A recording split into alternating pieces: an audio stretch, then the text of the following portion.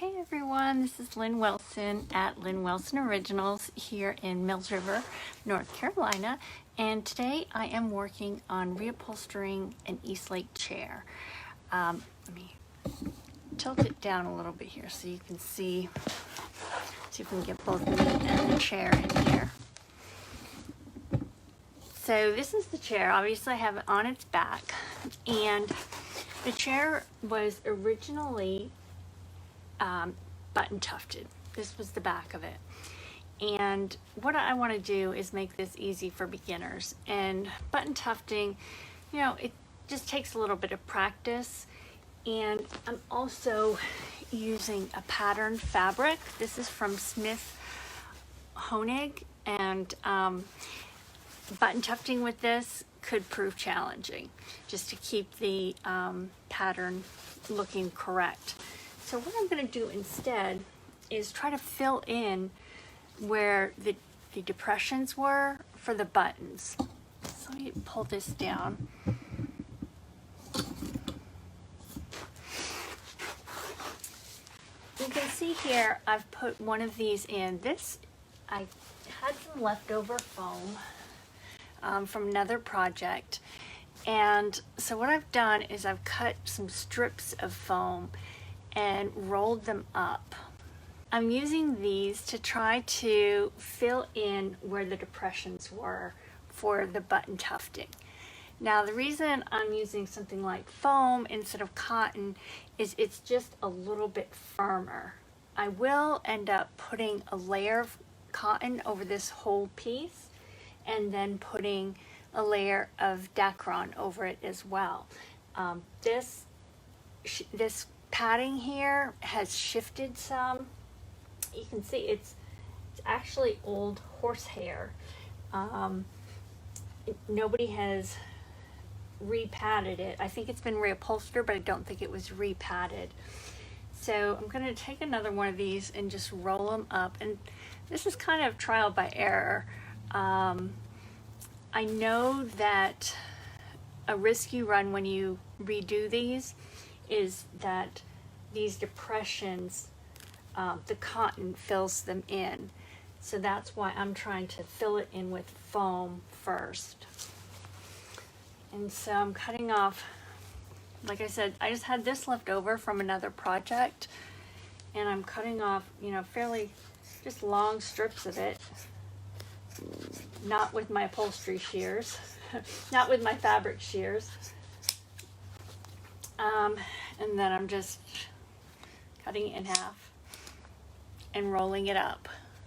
This is an Eastlake chair, which means, you know, it's Eastlake style, but the main thing is it has this wooden frame here and around the seat, which makes it easier because you can staple into the chair.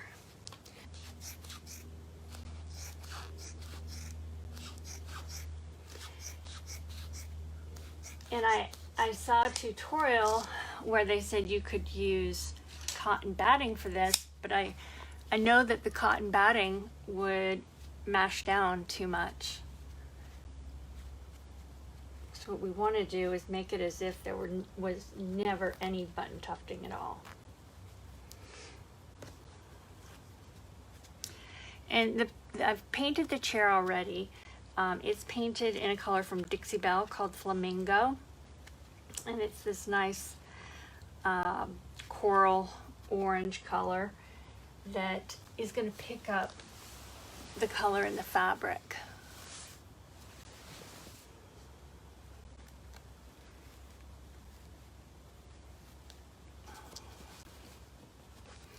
And I did discover that color, you know, I'm a content creator for Dixie Belle, and I've used all of their products and paints except that color. This is my first time, and I have found that it requires a few more coats than a lot of their other colors. So I'm thinking that this one feels like it needs to be bigger. And I'm just doing it by feel. Upholstery is so much by feel.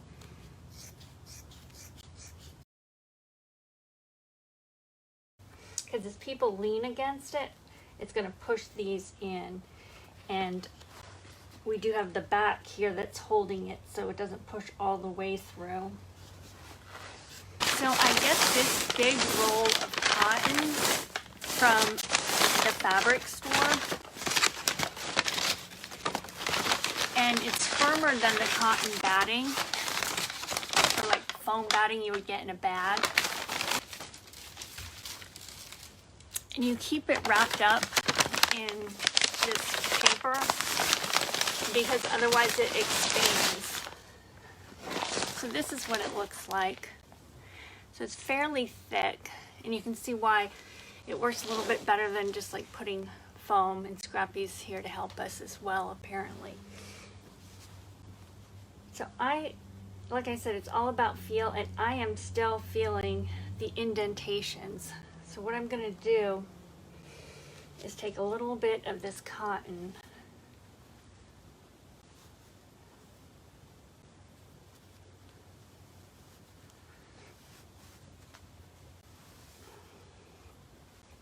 and go back over and even fill these in a little bit more.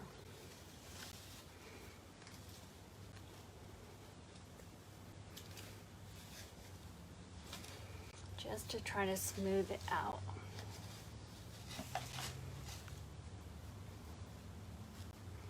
I'm also putting it in this crease here because that's been worn down too, where the pleats were.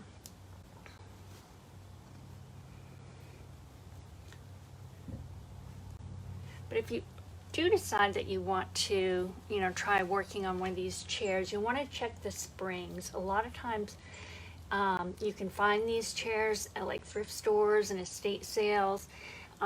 These springs are still really good. I have worked on chairs where if you sit them, they just feel a little saggy, and that's when you need to retie the springs, and that's a little bit more of an involved project. So you can move your cotton around on this underlaying piece, but then when you put your final cotton, you'll want to use just a flat. You won't want to be pulling it apart because that's going to feel smoother. But right now I'm just trying to get this to feel a little bit more even. And you don't want to wad up your cotton too much because it will feel hard.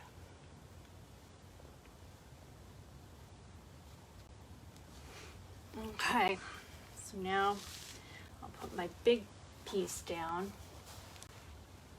and that feels very good. So my next step will be to pull this cotton apart so it's fitting closer,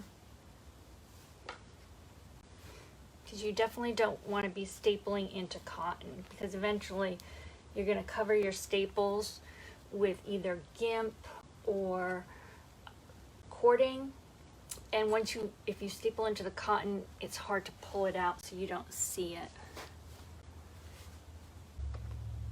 So my next step will be to take some Dacron and cover this and staple the Dacron in just to hold this in place so that when I'm placing my fabric, this isn't moving all over the place. So I hope that was helpful. If you have any questions, please feel free to put them in the comments, and I will be working on this chair over the course of this week. If you want to tune in, check out my Facebook page, and that's where the tutorials will be. So thanks a lot for joining me. I know everybody's got a lot to do on a Saturday, and I do appreciate your tuning in. Thanks a lot. Bye-bye.